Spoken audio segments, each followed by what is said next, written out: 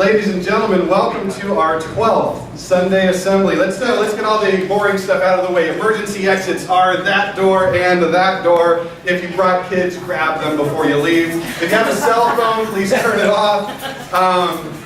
Welcome to Sunday Assembly. This is kind of special because it's our 12th one ever, and I don't want to take away from next month because that's going to be our anniversary service. But 12 months we've been doing this. We've been building a community for the last 12 months plus some time prior to that as we ramped up towards our launch. What a great thing, because many of us are free thinkers, we're secular people, we're non-religious people, and sure, in Sacramento there's been a great movement for those of us who are non-religious, who don't go to church, to find one another. But when we set out to create Sunday Assembly, when we saw what had been done in London and LA and San Diego and all throughout the country, really, we saw what that has done, how it has brought that secular community together, and people of faith and people without, and people all across the spectrum. And I'm really so proud of everyone who's attended and contributed and been a part of Sunday Assembly for the last 12 months. And that's all I'm going to say about that, because Sarah's got our anniversary event coming up. No pressure or anything, but I do hope you guys come back in September for that. Yeah. And for those of you who are new, Sunday Assembly is a secular congregation. Our motto is to celebrate life, to live better, help often, and wonder more, and to create a community for all of us. Whether that means finding opportunities to just get together to network, for families to find other families, for people to find volunteer opportunities, or just to give you something to do on at least one Sunday morning every month. Join us, sing some songs, get up on your feet, all that kind of stuff. So yeah, that's what Sunday Assembly is. How many people here are new, like brand new? This is your first ever time coming. Raise a real high. Yeah. And to all of you others, thank you again for returning. Let's give, way in the back, Lucila is doing childcare. Let's give her a round of applause.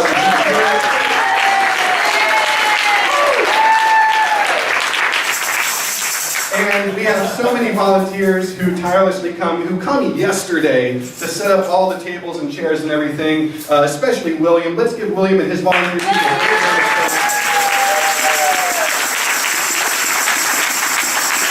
Absolutely. And of course, we're here at the Reason Center, a different organization, also part of the Sacramento non-theistic community, and we want to thank them for letting us use the facilities here. And I want to remind everyone here that if you ever want to use this facility for a business meeting, a birthday party, some kind of event, whatever it is, there's all kinds of information in the front lobby about joining the Reason Center, becoming a member, supporting them, and also having events here. So let's thank the Reason Center for letting us use it. All right, and so, yeah, I talked about how we've been doing this for 12 months now. We really are building a community for each other, and so when I kind of thought about what we were going to talk about today, originally we had a different plan scheduled. That didn't work out, but when I talked to some of the people who might be able to become part of our speakers' lineup today, it really became clear to me, wait a minute, this is an opportunity to kind of show off what we're doing here in the Sacramento region.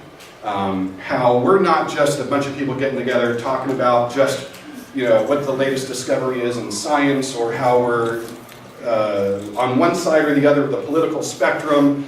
We're not just getting together to go bowling, although there's nothing wrong with that. We're doing so many more things. It's really just a well-rounded group that we're doing, and we are just getting started. We have a fantastic year, and I really do hope that today is sort of the kickoff to the next version of Sunday Assembly, the next evolution, if you will, of it, as we take the lessons that we're about to learn from our speaker, Don, today, and some of the emotional connection that we're going to get from our speaker, Matt, to continue to build that community going. We talked about building bridges with the theistic community a couple months ago, and now we're going to talk about how we can really tie that together with our own community. So we've got a great lineup. Don is from Sac City College. He's going to talk to us about some of the successes that his student group has had building their community on campus. And Matt Martin, who you recognize, hold your camera up so they can recognize you. Matt Matt has been through some just amazing medical challenges. I'll leave it at that, vague enough, and he's going to talk about his experience, how he's been doing his best. And so with that, I'm going to ask Melanie to come on up. She's got a poem for us all. Let's give her a warm welcome.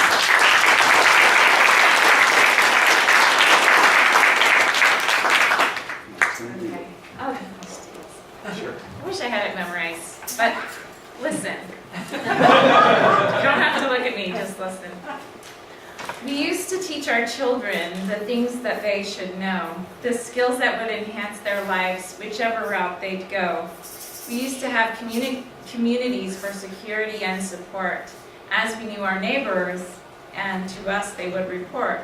Children could run wild, but did remain quite free, as everyone looked out for them who had eyes to see. We did support our parents with families and friends, as all rallied round to ensure the needed ends. I'm getting emotional, I'm sorry. This is the world that I want to be part of. We did not treasure baubles or money above all else, and we had time to care for more than simply self. And that times have changed. Individuality is all it seems. We do not know our neighbors. We have only petty dreams. We do not watch for children other than our own. We do not stand together against injustice known. We do not help each other. Community has been slain, and bureaucratic support is all that does remain. And nobody has the same for any problems but their own. And incomes have shrunk, whilst businesses have grown. We're told that this is progress, and there is no alternative in this global economy in which we now live. So convenience is necessity, and exploitation's rife, as demand for infinite profit is what shapes our life. I deny that this is progress, that we all do gain, as community has collapsed and exploitation remains. It's kind of negative. But I think you see what's happening in a lot of ways in our world. That's by David Chalk. Hey, thank you so much,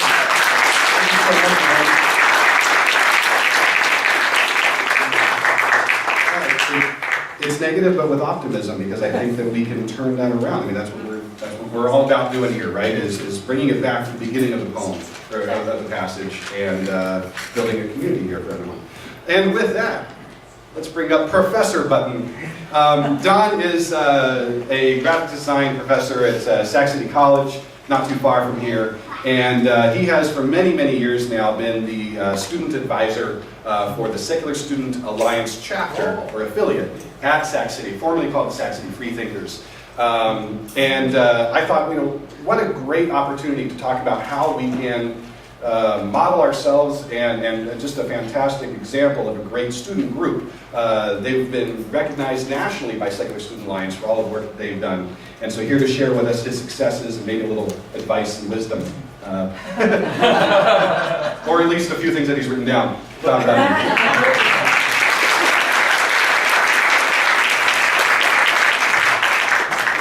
Hi. Thanks for having me. Sorry, I'm trying to rearrange here. I won't do that. Never mind. Okay. Hi. Yeah. So thank you, David, for inviting me here. And it's my first time here for Sunday Assembly. I've been here for another event, but I've been meaning to come and try to come more. So yeah, he actually stole my first part, was an introduction. I teach graphic design and all that. So yeah, 6.5 years ago, some students and I decided that we needed to start a club on campus for students. There were a lot of religious clubs and a lot of other social active clubs, but there wasn't anything addressing a secular perspective. And so we didn't know they were any were out there. We just sort of started talking about it and did a little research, found the Secular Student Alliance, a national organization online. And we named ourselves the Sac City Freethinkers, as David said. And we said that we're going to be a group on campus that is to bring together students who have a secular view or a non-religious view, be they atheist, agnostic, questioning, just curious, or even believers who can hang out with us and talk and do things. And that was our sort of purpose. So I want to just give you a little quick information before I kind of get into the story of what we did about, I want to tell you about just a little bit about the national organization. And I have information, if anybody's interested later, I have some brochures. But the SSA, the Secular Student Alliance, is formed in 2000. Just a small group of educators and students in the Midwest got together, and now 15 years later there are over 260 affiliate chapters in high schools and colleges and universities across the country. They are just an amazing organization that provides support, funding, education, leadership training, materials, speakers, tours, and national and regional conferences where different colleges and students get together to learn from each other and how to be great sort of secular activists. So that's them. They are just a wonderful group. What we wanted to do as a club, what we did is once we got started, how do we build that community? I want to tell you about some of the things we've done and how we did it. It's not a lesson in how to do what we did. It's not 1, 2, 3 steps. More anecdotal about some of the things that have happened and how we've changed over the years, changed our way. So in the beginning, we were sort of on fire. We were outspoken. We were provocative, intentionally provocative, the students and myself. We took a very sort of challenging, in-your-face approach to events and outreach. We debated. We got in heated arguments with believers, and we didn't shy away from being out and loud about our critiques or our criticisms of religious perspectives or faith or any of that. We kind of got a reputation on campus. Troublemakers, the angry atheist club, even though many of our students didn't actually identify as atheists, but we got that reputation. And maybe we didn't get it so much as earn it. It was kind of like, when people are saved or reborn and they're just on fire to share their belief system and change everybody's mind. I was kind of that way because I sort of came to my perspective only a year or two prior to that, and many of the students came from bad backgrounds or backgrounds that were negative for them, and they were really sort of rejecting that. And so we had that attitude about us. And but over the years, and especially over the last couple years, we began to really change that perception. We've tried to change the tone and the purpose of the group and our events and our approach. We've changed. Our reputation on campus has changed. I think we've earned a lot more respect on campus. We've earned respect and a little bit of notoriety in the outside of campus community. And we've also received some national recognition for one of our successes, which I'll tell you about. So some specific examples to sort of illustrate how we did that and how we evolved.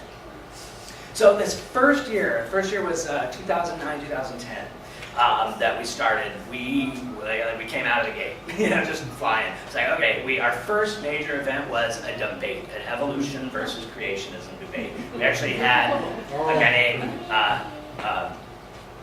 Eric Hovind, the son of Kent Hovind. Some of you might know who that infamous person is. And he came to campus and we set up this debate. RJ was actually there videotaping it. And it got overheated, it got divisive, and frankly, it's actually available online to watch. 6 years later, I'm actually a little bit embarrassed about how we did it. It was effective, but yeah. Our first major speaker was P.Z. Myers through the SSA Speakers Bureau. He's a biologist and a writer and blogger. And again, it was a very academic, educational presentation about comparing complexity and evolution to creationism. But he's a divisive figure, and he makes a lot of enemies. We put on an Ask an Atheist panel. Again, not all the students were actually atheists, but it has a nice ring to it.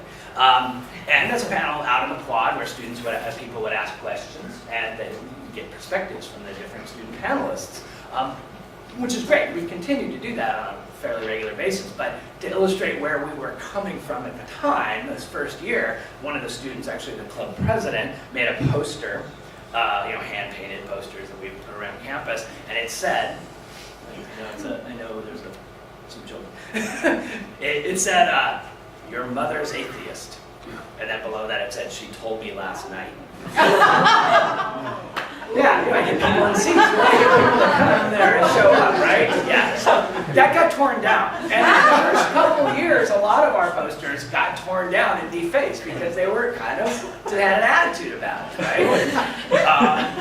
And then the second year, we did a Blasphemy Rights Day, which is actually a really important thing, talking about how many countries in the world have blasphemy laws, and there are people in jail, journalists and writers and activists who are in jail for simply speaking out against the religion, often the state religion. So that was educational, but it's also confrontational and really challenged people's ideas. We held a godless Christmas party. That's what we called it. We participated in Draw Muhammad Day, which, that's pretty aggressive, right? And one of the things we did at Club Day, when all the clubs are out there, is we set up a children's bowling set, and all the pins had different faces: Jesus, Buddha, Muhammad, Thor, and we called it Bowling for Deities. Bowl a strike, win a prize. So that's where we were coming from. Oh, we also did a dunk tank, which was where we would sit in the dunk tank. We called it hose a heathen or sink a sinner. So we were also sort of playing off stereotypes, right? But we wanted to change the stereotypes, and we weren't really doing that. We were sometimes reinforcing those by being antagonistic. So things, I think, not intentionally, but sort of over time, we sort of recognized that. We tried to be a little more maybe inclusive, not heavily, but we table it out there. We brought in Dan Barker from the Freedom from Religion Foundation and do his presentation about how you can be good without God, and talking about building ethics and community without, like what we're doing here. You can be good people. Kind of turning that sort of perspective. A lot of times when we were out on the quad tabling and new students would come up and be excited that we existed. Well, we'd get students who were angry that we were there, certainly. You shouldn't be here, you should be allowed to have a club, right? But we'd also get students that would come up and just be so excited that we existed, that there were other people that felt like they did because they didn't know anybody that felt that way, at school or in their lives. They're disenfranchised from their families, and so that really kind of kept us going. I'd always hear those stories, and those students would get involved in the club. So that's where we sort of started in that antagonizing sort of approach, and we got more kind of calmed about it, and realized that maybe didn't work. Although we had a lot of active students, our reputation was not that great. So over the last couple of years, actually this past year, for example, we held a debate called the Jesus Debate, but we partnered with a Christian club on campus. It was a debate between a noted Christian guy named John Christie and David Fitzgerald, who's an atheist writer. And it was hosted by John Smalley from the Dogma Debates and broadcast live to thousands of listeners online. While we did that, we had an audience of about 200 people. We partnered with the Christian club who promoted it to a lot of churches. We promoted churches as well. And we had about 200 people there. It was a free event. And when we did a show of hands at the beginning, over 60% of the audience was Christian. And that had never happened. We had never been able to sort of bring in that side of the audience.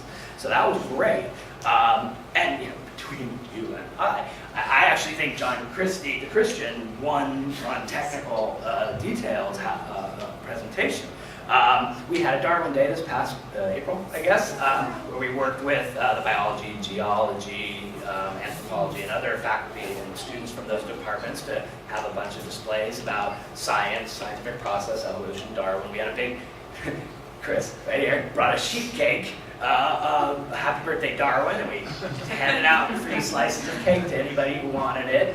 That was really well received, and we really got a lot of great feedback from the scientific faculty about bringing them in and participating, so that was really good.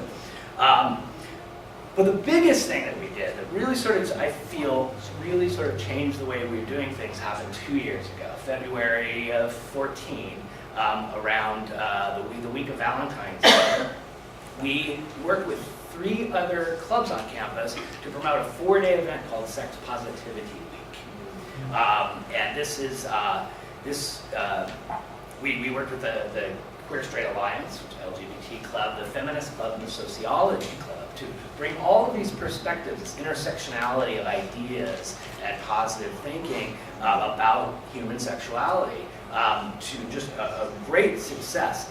And this started that prior semester, the spring of 13, when just out of just sheer accidental demographics, most of the active students in the SSA club were identified as LGBT. And that just happened. That did, we have a lot of different demographics, but that sort of started a different way of sort of talking about other issues besides just religion, or a different perspective about it.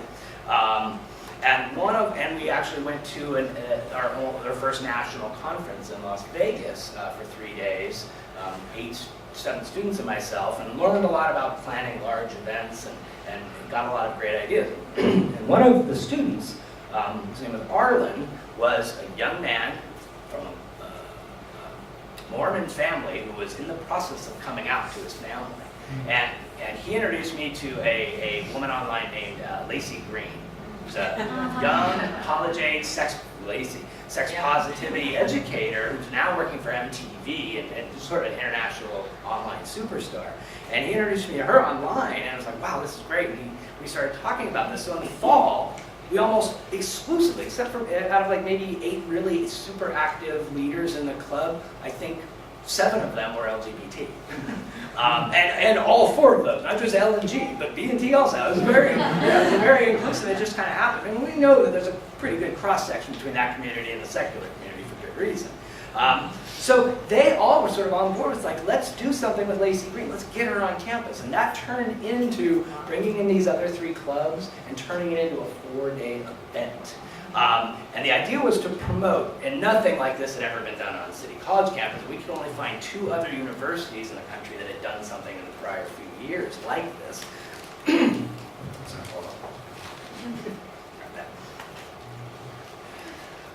So the idea was to promote, and then obviously this was outside of our normal sort of secular, atheist, addressing religion perspective, to get into a whole other broad area. So the idea was to promote concepts about human sexuality through a stigma-free educational environment.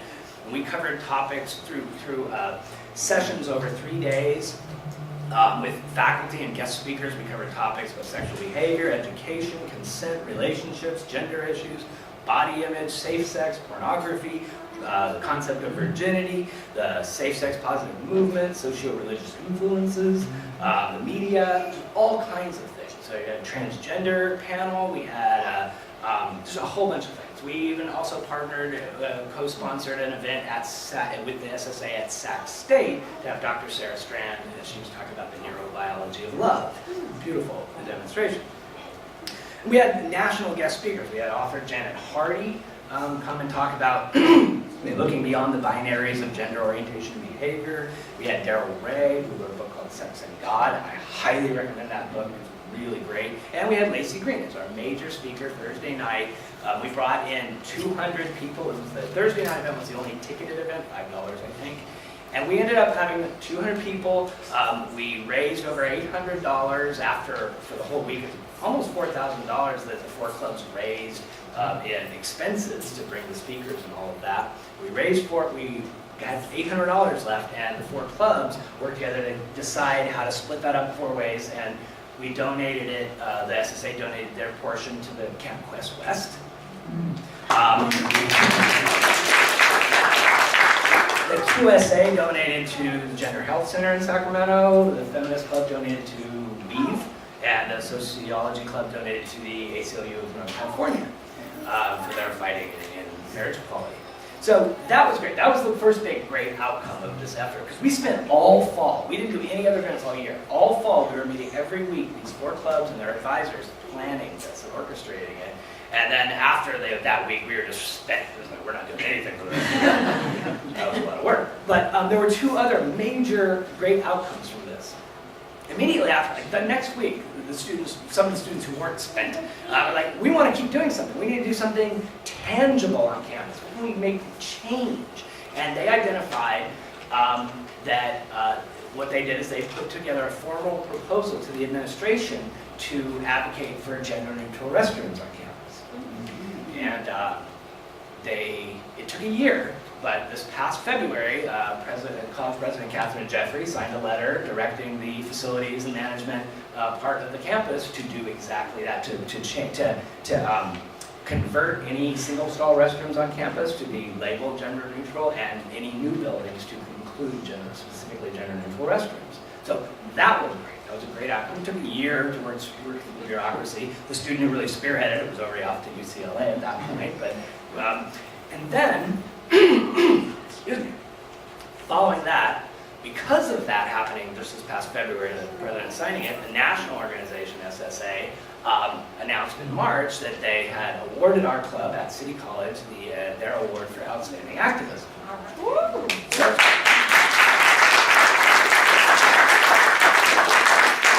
It was a good year. It was a good year. A good 2 years. I mean, that was 2 years ago that we did that, and it sort of trickled down through the way we did things this past year. So over the 6.5 years, the SSA at City College and the national organization and all the affiliates, they have had a positive influence on the lives of thousands of students, literally thousands. And my students that have gone through our club have gone on to participate in or lead similar clubs at Sac State, UC Santa Cruz, UC Berkeley, UC Davis, UCLA, Mills College. They're out there and they're expanding. One of Dan Pemberton, who some of you may know, started with our club. He was one of our original members that first year, I think, maybe the second year, and he went on to Sac State to lead the SSA there, and then became the volunteer network coordinator for Northern California for the national organization, and is now employed by the SSA as their regional campus organizer for the entire Southwest. Dan is if you know him, he's a great and tireless and inspirational leader, full of energy, and I'm sure he would tell you that his experience with SSA has changed his life for the better. He's built a community, working with a national community at a local community level. Amazing. And there are dozens of other students. Chris right here, he's off to Sac State starting in the fall, right? And he'll be leading the SSA group there after spending this last year with us. So that's great. I think we as a club, personally myself, as a faculty advisor, we've grown, we've evolved, and matured in our approach. We learned from our mistakes. We took feedback. We developed the community better. We've moved from being angry firebrands and provocateurs to becoming positive activists, to diplomats, agents of change, hopefully. Instead of putting our energy into being divisive critics, now we try to promote critical thinking and reason and education and inclusiveness. Instead of overtly ridiculing religious dogma or faith, we hope to strive to instead promote secular values and positive change, and ethics, and philosophies like humanism and skepticism and scientific wonder. And I think the club has earned a better reputation because of it, I think, on campus and again locally. And I think the faculty and the administration sees us as our students as strong leaders, leading by example now. I've learned that building a community with a purpose can have far-reaching effects. If you're successful in the community, obviously everyone will be better for it and everyone involved will feel those positive effects. That's why you do it, right? That's why you get involved. That's where you start in the first place. But those effects can end up spreading beyond the original intent, a ripple effect in two directions, I think. Outwardly, your work can spread to other communities that are, through your events, that are outside your sphere, like our event, our Sex Positive event did with the LGBT community and the feminist and the scientific community, and even the Christian community. I think we had a ripple effect there by bringing them in and inviting them. And perhaps more importantly, I think there's a ripple effect inwardly, that your larger group effort can create positive change on a very personal and individual level, maybe even, dare I say, a spiritual level, that you can really feel different inside for having done that, done what you've done. And I'd like to think the experience of building that college community and directly connecting it with a larger national movement, international movement, and our evolution and approach to our attitude, our purpose. I'd like to think it made me a better person. I think I'm a better educator. I think I'm a better listener, more effective advisor and leader, and even, and this is a whole side story. It sort of coincides with the last 2 years. But I think the experience has even made me a better husband and a father, to understand and be more, just understand other people, right? And not be self-involved. For that and all of that, I think I'll be eternally grateful for all the students that I've worked with over the years, and to the support of the City College family that we have there, and to people like you in the larger secular community in Sacramento, which is just a wonderful community, growing and getting stronger with places like this. So, thanks for having me. I hope that's inspiring.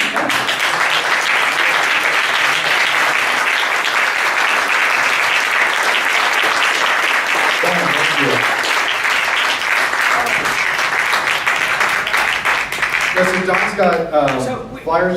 All I was going to say that we used to have flyers that were like, "No God," or whatever, and now we have this flyer that says, "You are awesome. Look at what you've accomplished to become you. You are all powerful and self-empowered. Love yourself." Secretary Alliance. You kind of stole that idea from the UC Davis Club, though, so I have to give them credit. I guess that's a great group too. Yeah. Thank you so much, Don. I wonder, you've got flyers to buy both doors? Actually, they're not out. I have a bag. I'll put them out. I have flyers, brochures. Way cool. And I want to remind everybody that certainly the SSA chapter affiliate at Sac City College, awesome group. But if you happen to know anyone at UC Davis or Sac State or Sierra College, there are also sister groups there as well, all part of the Sacramento Area Coalition Reason. Don, thank you so much. Every month that I can remember, and correct, I think there was 1 month that you weren't here, Matt has been taking photos, and then when we're all done and we go home and we're like, oh, that's over with, he goes back to his computer and does all the post-processing to make them look even better. And then emails them to me, and they're on Facebook, and I hope you guys have enjoyed those and seen them. And so we never really thank you, Matt and Martin, but right now, thank you.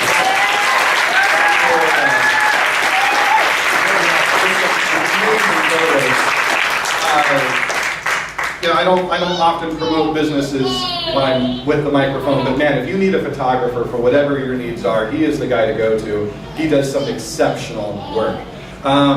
Matt, I'm going to let him tell his story. Matt, why don't you come on up here and tell us what you've been going through, because this is all a part of building the community. Yes, we can connect with LGBT groups, we can connect with faith-based groups and do volunteering at the city level. But what we also need to do, I think, as Sunday Assembly is connect with each other and be there for each other when times are rough. Tell us how you're doing your best. I'm going to change series. Do I get to hold the camera? Yeah, I'm going to show the part so you Take a can picture of us. take a picture of the photographer. That's awesome. This year has been so full so far. I'll try to put this into 10 minutes, but just to kind of start at the beginning, in April I went to the doctor for allergy medicine, and I just happened to say that I was like, I got kind of like a bump here. I don't know what it is. It doesn't hurt or anything. It's just kind of there. So my doctor's like, well, let's just check it out. Long story short, I went from let's go ahead and just check that out to cancel your summer in 3 weeks. So, and I was just, I live in the Midtown area. All the Sutter offices are all downtown. I would just ride my bike to my appointments and then just ride my bike home. But my appointments started to be okay, lay here, and then they're plugging me in doing MRIs, and I'm getting biopsies and all this stuff, and then I would just get on my bike and ride home. You know, so like it wasn't until later on people were like, well, did you have people going to your appointments? Like, you know, what did they say? I'm like, I don't know. Like, I didn't know I was supposed to bring people to my appointments. You know? And so that's kind of how that started. And then once I was diagnosed, you know, and like my doctor called me directly and says, dude, my doctor's younger than me. So he's like, dude, you gotta come back in. Like they found something. And it turns out that I was late stage thyroid cancer. And he's like, I gotta put you in for an urgent referral for surgery. And then I would just ride my bike home. So like, I didn't know what to tell people. Like I didn't know how to talk about it. I wasn't like a cancer pro. So what I did was I said nothing. And I just went about my business. And then I knew I was going to be off the radar, like the morning of my surgery. So I posted on Facebook, oh, by the way, I got thyroid cancer, and then I ran into pre-op. And people were very upset by that.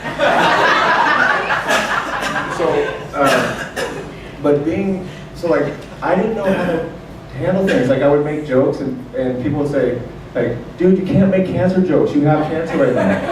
You know, and so being a graphics guy, I went to school for graphic design. I did graphics for a Food Network, and like all I know how to do is just to illustrate my experience. So that's what I started doing. And what happened was I started getting requests like, hey man, can I repost this? Can I blog this on survivor sites? And then it became this thing where I started getting this little following of, you know, and for me it was like, I just didn't know how else to express things.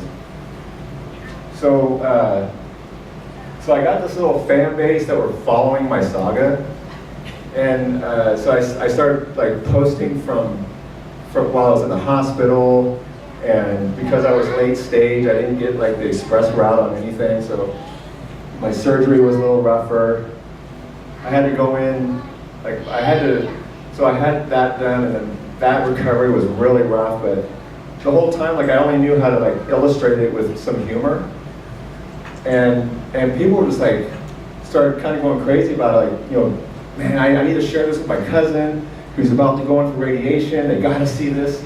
And I always think that my sense of humor is very morbid. And it was just amazing, like people were sending me links from like cancer survivor websites where it would be like stuff that I posted on Facebook. I was like, yeah, I guess so. You can, I mean, if you want it, you can have it, I guess. But I started getting this outpouring of like people coming out of the woodwork. Do you know how many people have cancer like right now that you know? It's incredible, you know. So I brought like some pictures that that seemed to get a lot of fanfare. Oh, while I was in the hospital, like when I had my radiation, I was in isolation because I had to have such a high dose. They couldn't get it all out with surgery.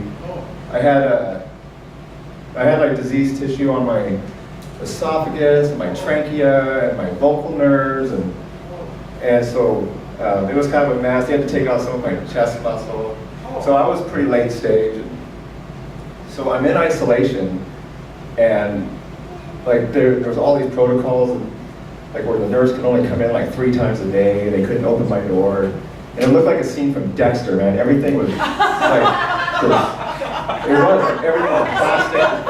I could only walk on the paper, and I couldn't take showers. I couldn't brush my teeth because I couldn't splash radiation water. Oh, it was crazy. Yeah, so the whole time I'm like, this isn't even happening, you know. So I started doing what I do, which is just illustrate stuff. So like every time I go in the hospital, like any nurse that would come on for the next shift, they say, okay, the dude down at the hall, make sure your hair is fixed because you're not going to get out of there without doing a photo op. So I took some pictures, and I just brought some pictures of when I was in isolation. Because as soon as I found out there was Wi-Fi in the room, I was like, okay, so I'll bring in my computer, I want my phone. They're like, no, you can't have that in there because you're going to be like extremely radioactive. And I was like, I don't care.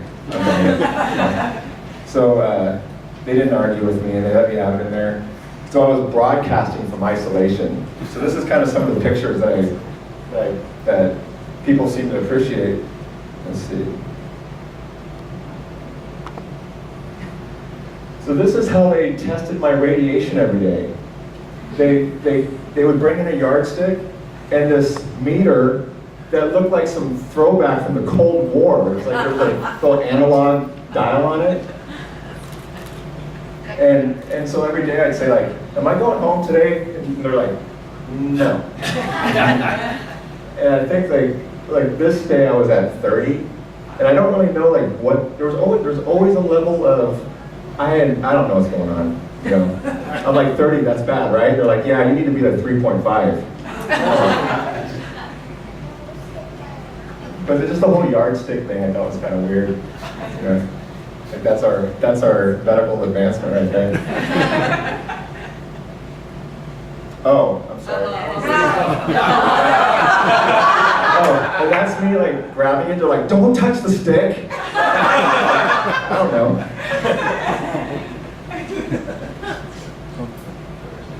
So this one was kind of interesting because every nurse that came in had a meter that showed their level of exposure standing next to me. So he was at 2, and he's like, yeah, I got to get out of the room before that hits 4. So he hit 2 just walking in the room. And so they would walk out and like, what about me? Like, what does that mean? Like, I'm like what is, like, am I supposed to be in here with me? Like,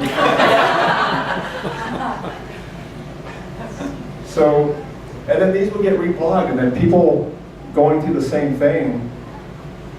Yeah, I have to set this next one up. That's why there's a blank there. But, so they were getting, you know, there was like, people were talking about, like, dude, we need people like you, like, we don't get to see this. And they had family members that were stuck in isolation. They had family members who, you know, and they're like, your attitude, man, you're just like, you're just dealing with it, you're just doing this. To be totally honest, like, I don't know what you're supposed to feel when you're on cancer. You have cancer. Like, I don't know, like, you know. But I would hear these stories of people dealing with family members who, you know, the family is like working overtime to like just, you know, keep their spirits up, and they're like, I gotta show them what you're doing in there, so they know like it's okay. So I kind of started to understand like what it was meaning to other people.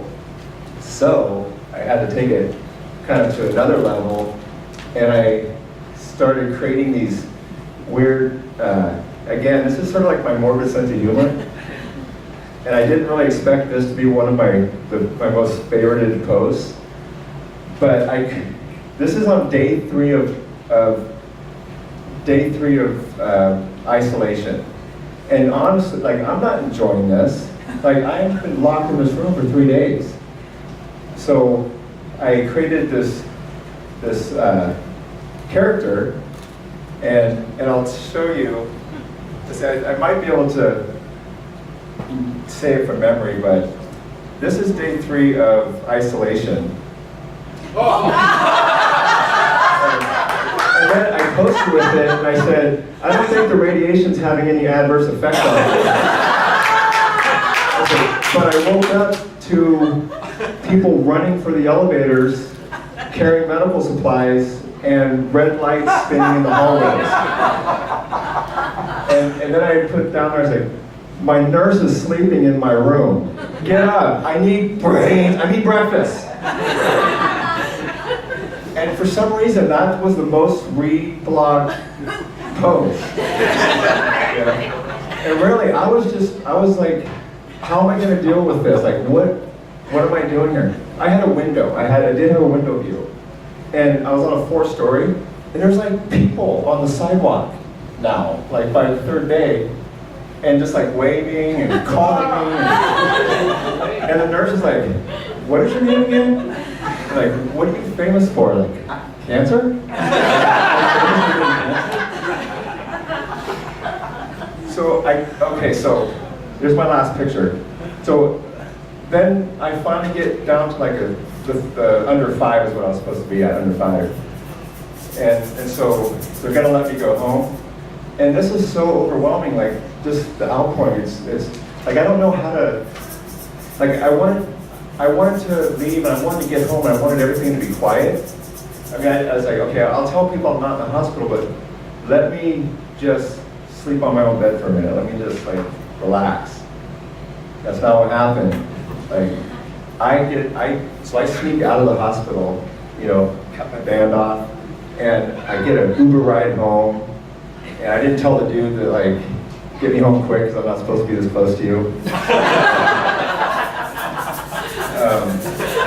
And I fall asleep on my memory, like hospital bed, right? And I just crash out. And I didn't know that, like, they've been tracking me the whole day. And there was like 50 people around the corner calling my roommate going, is he awake yet? You know, and I'm just thinking, I wake up, I'm like, oh man, I better let people know I'm out. So the minute I posted, oh yeah, I'm finally going home, they just walked around the corner. And I had this flash mob in front of my house. No, like it was like, Oh my goodness. so, like I had no idea that, like they knew my every move. Yeah. And I had all my signs, they gave me all my signs. You know, so you can imagine, like, I don't know, this was like the result of just sort of people, I mean, this is just my take on this. Like, they needed me to be doing what I was doing. Like they needed me to put this message out in the most positive way that, you know, and that, you know, there's all their, you know, family, friends, like everyone they know that's going through this, like they needed me to put it out there in a way that might help somebody else. And I had no intention or initial plan for that to be the outcome. I was just trying to figure out how you have cancer, you know. And I'm still trying to figure it out. I'm still going through stuff, and it's not super fun. Like I had a procedure last week, and it was kind of traumatic for me. But I've learned that what really bothers me, like the diets suck. You have to be on. But I noticed last week that when the nurse brings scrubs and I gotta change, like that's when I get the sinking feeling. That's the part I don't like. Like I'll drink whatever gross stuff, like I'll do it, but there's something about like I gotta change into scrubs now, meaning they're taking me back. Like that's the hard part for me. And so like once I realized that, like I didn't feel positive. You know, I felt like this sucks. Like I don't want to be a patient. I don't want to be a patient anymore. Like I'm done. I quit this. You know, and I don't. I have to go to the back of the room. So I was back there, and instead of like posting like, oh this sucks, man, just like, you know, this, you know, this whatever, I started doing like fashion show selfies. You know, and I started posting that instead. Yeah. And but I put on there like I hate scrubs. And so like I just sort of learned to do it that way because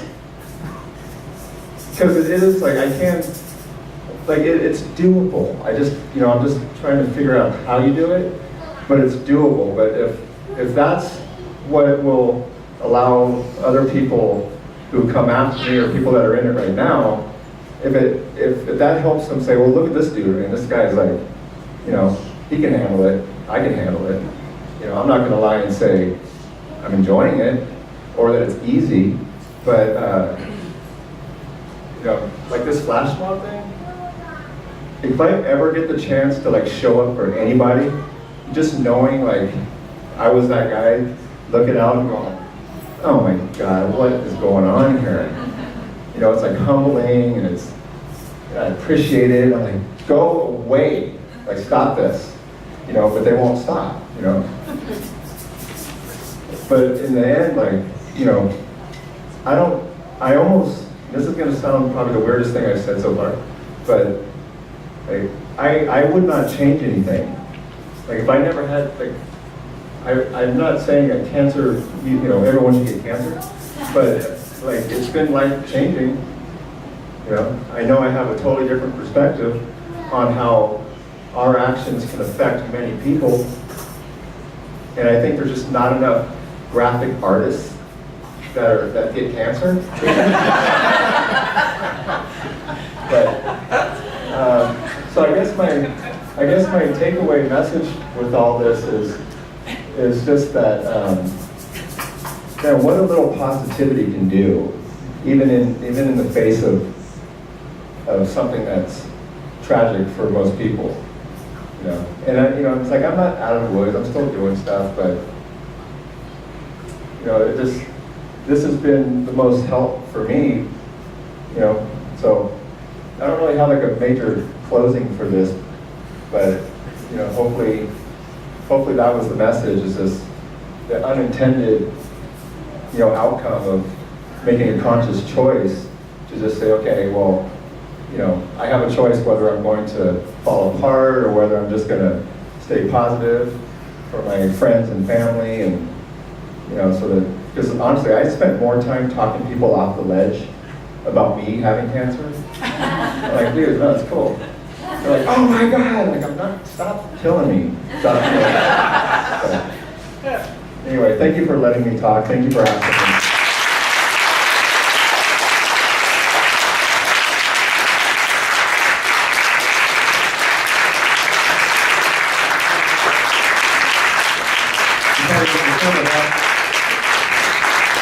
Yeah, thank you so much for all of your work the last year, and what a story. Thank you for your positivity. Thank you. All right, and with that, where's Sarah? She's going to lead us through our moment of reflection. We've got a lot to reflect on. Yeah, so take a moment to think, breathe, whatever it is that you find most helpful and most positive to do with a moment of stillness and silence. And yeah, enjoy.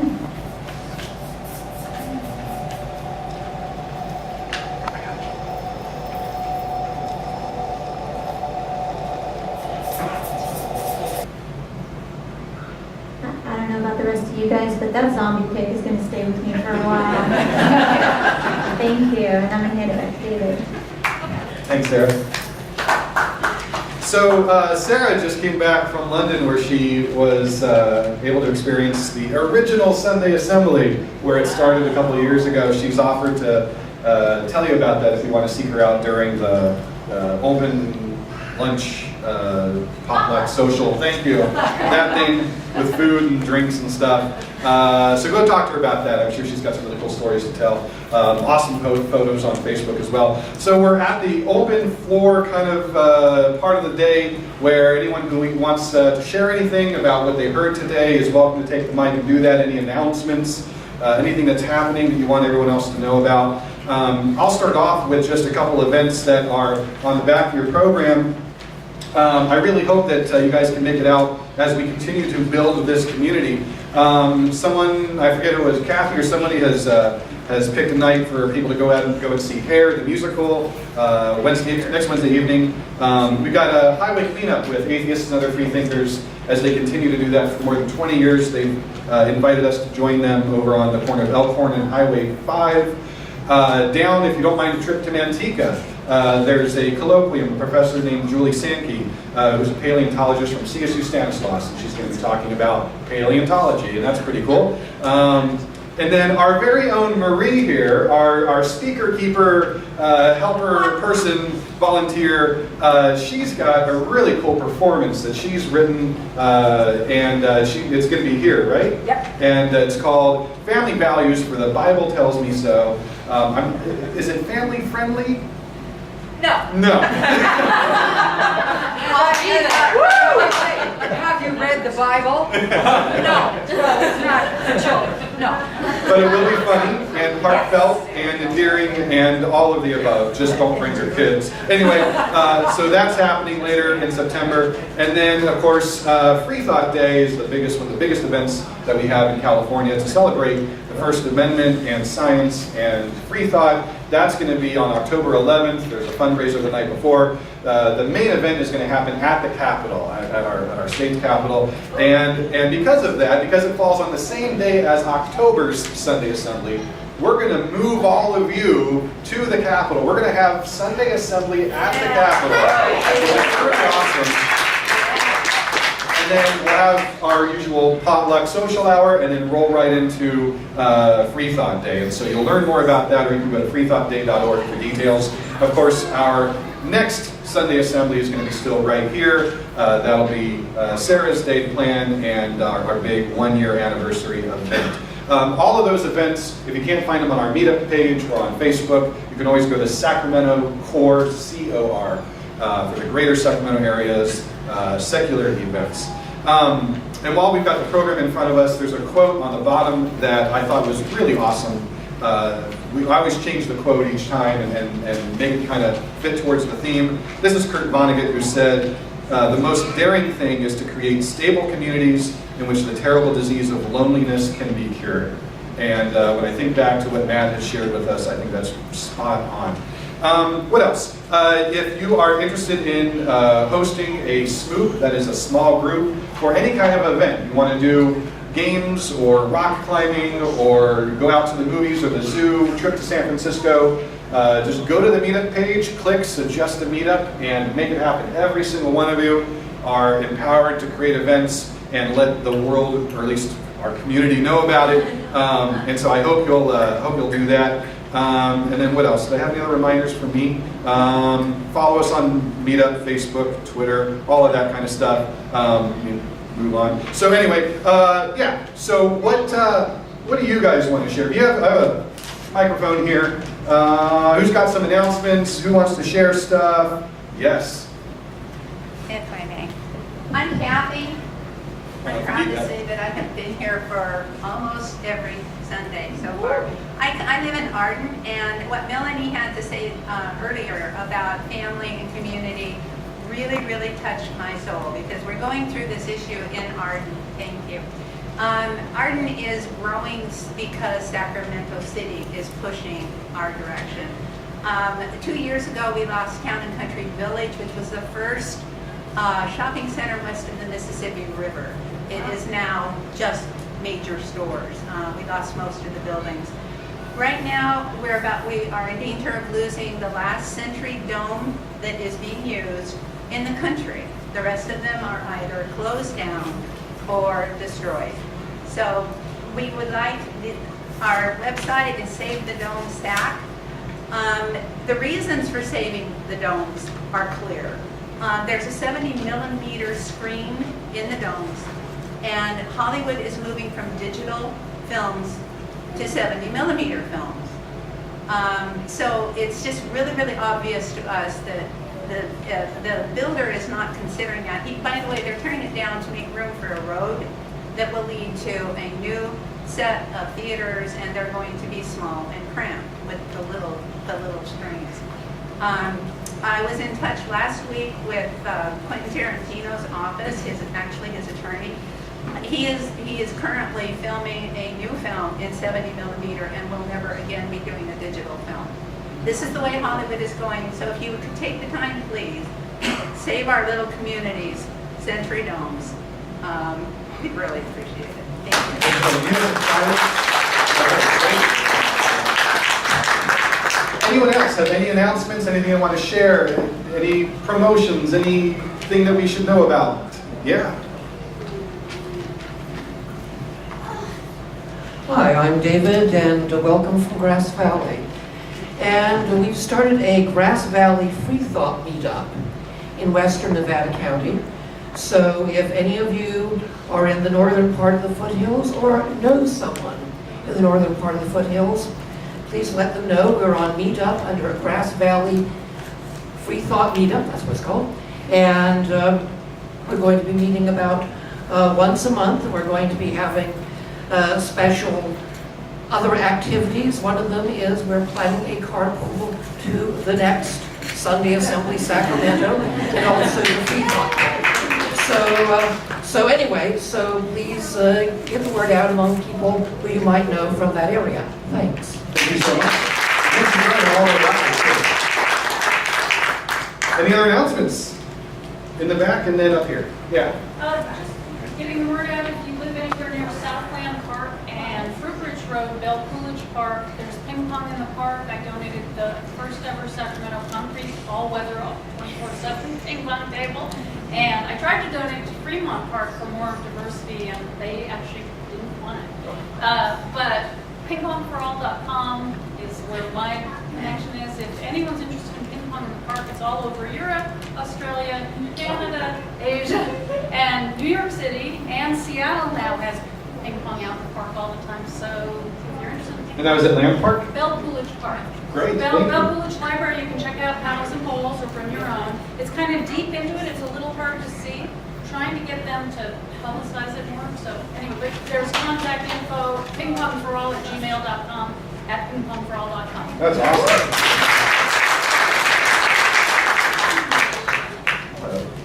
All right, so this one's more about just SSA stuff. Dan is organizing, you mentioned he came from the Sacramento City College. He is now working on organizing a SSA conference in Southern California just to help other students who want to start their own club on their campuses, how to do that. So they're organizing a whole con for students to go and for officers to get trained and for speakers to come. And so if that's something you're interested in donating and helping promote, they have an Indiegogo page and there's all kinds, they have their own website. You can also, if you donate at a $40 level, I think they give you a free beer glass or something like that. So just in case you're interested in that, you can go ahead and donate to that and we'll get some more SSA student officers trained to start their own clubs. And that's at the end of September down in Claremont, California, in Southern California. So thank you, awesome. I'm going to be there. It's going to be a really cool event. Any others? JR, our cameraman. I used to be on this side of my camera. Don Button mentioned that I recorded a debate with him and Eric Hovind in December 2008, I believe. It's still up there on my channel if you guys want to see it. It's my YouTube channel is just my name, J.R. Chadwick, youtube.com. Don't go watch. A little warning though, I didn't have as good a camera as I do now, and I didn't have a good tripod. It was a little one that was balanced on a crooked desk, so it kind of jokes around. Also at the time, YouTube had a 10-minute video limit, so the video was chopped up into, I think, 12 pieces. But it's still there. Sounds like it's still worth a watch. Thank you so much. Any others? Oh, yeah. I mentioned earlier, I have some brochures about the SSA and the national organization, and out on the table there by the food, if you want to pick one up. And there's we have these great pins that we've made, buttons and pins of our own design, and we usually sell them, but I have some over there for free. Just take one per person, please. There's not enough for everybody, but if you see one you like, have fun. Professor Button giving us buttons, I like that. All right, well, as you guys know, Sunday Assembly does cost us not a little bit, not a lot. You know what I mean? Not a whole lot. We pay about $100 for the room, and we've got insurance. We just dropped how much for insurance for the next 12 months? 500? We were quite lucky. We got insurance for just over $100. $100 for the whole year. So thank you for shopping on that. So we've got insurance to pay for, we've got supplies and stuff with childcare, advertising, and of course the room. And so if you are able to help out, we're going to pass some hats around in just a minute, maybe get a chance to drop some money in there. If you have a credit card, John and I both now have swipe things on our phones. So we can take your credit cards and swipe them. And if you want to do it later, you can go on our website. Just click on the button that says contribute or chip in or whatever it says, and you can donate online as well. So you can do it all kinds of different ways. Just give us your money if you can. If you feel like it's worthwhile, then it would be great to help us out for all these things that are back here. So with that, we're going to pass some hats around. And while we're doing that, I hope you guys will take a chance to get to know your neighbors and do a little thumb wars with them, something like that. So let's let's get some music up here and pass the hats around. Hey everybody, I want to thank you one more time for coming to Sunday Assembly, our 12th one. Let's give another round of applause to all of our volunteers for helping out. And as we set up for our potluck and social hour, remember, if you're sitting in a purple chairs, stack them by the wall. If you're in a green chair, stay where they are and help us bring out some tables. And thank you so much. Remember, celebrate life and have a wonderful day. We're cutting it.